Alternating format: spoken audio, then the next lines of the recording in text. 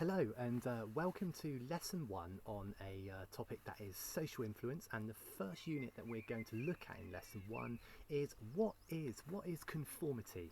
I mean, the first thing I would say is there is a document that accompanies this YouTube clip, and that can be found on Show My Homework. And what I'd like you to do, please, is if you could write down all the key terms, and could you make notes, please, based upon the narrative that I'm about to deliver for you within this 5-minute YouTube clip. So let's go. What is conformity? First and foremost, I think we need to get to grips with what actually conformity actually is. I mean, obviously this is a key aspect of this particular unit. So what does it mean?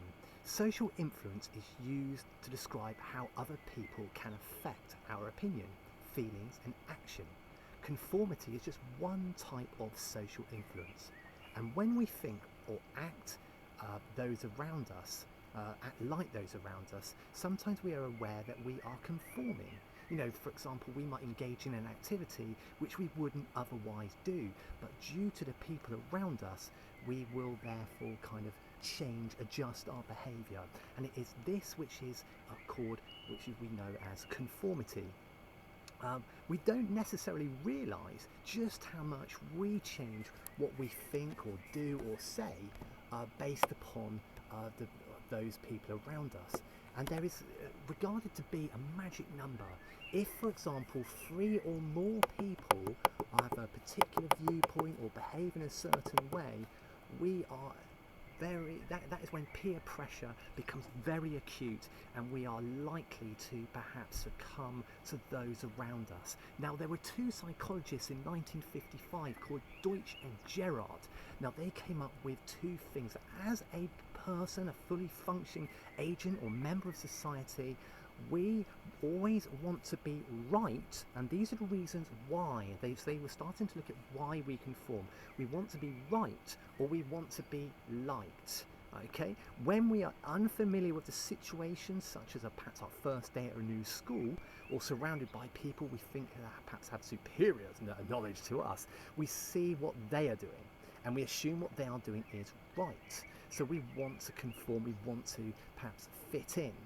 And this is known as informational social influence. It sounds dead posh, but essentially all we are doing is observing the information around us, and we are making a conscious effort to be right based upon the information that is in front of us. So, for example, if a bunch of people were queuing by a strongly smelling building, and by strongly smelling I mean perhaps the waft of food, we would assume that perhaps food was being served, and we would get into in the queue. In other words, we are perhaps getting the information, gathering it, harvesting it in, and so that we can be right. And the second reason that Deutsch and Gerard, do you remember the year? Remember the year 1955?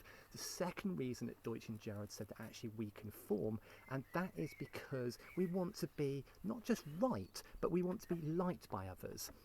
So we will therefore conform for that reason, because we want to be liked. For example, we might watch a film with others, with our friends, even if we don't really want to see that particular film. But it's because we want to be liked that we are perhaps in a position where we will, conform. Now, there are various social factors that affect conformity. The first one we've alluded to already, and that is the number 3 is magic. 3 people or more, and we therefore will succumb to peer pressure. We want to fit in. The other is task difficulty. If, for example, there is research has shown if the task is particularly challenging, we are more likely to conform, group together, because we are not confident, essentially. The other is anonymity.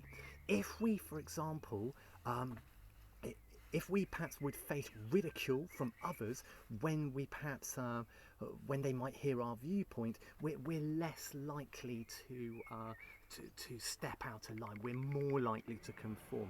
But if we are anonymous, we are less likely to conform, because there's no repercussions perhaps for a particular action. Now, there are various as well, something called dispositional factors that affect conformity. This is just a posh word to our character, our content, man.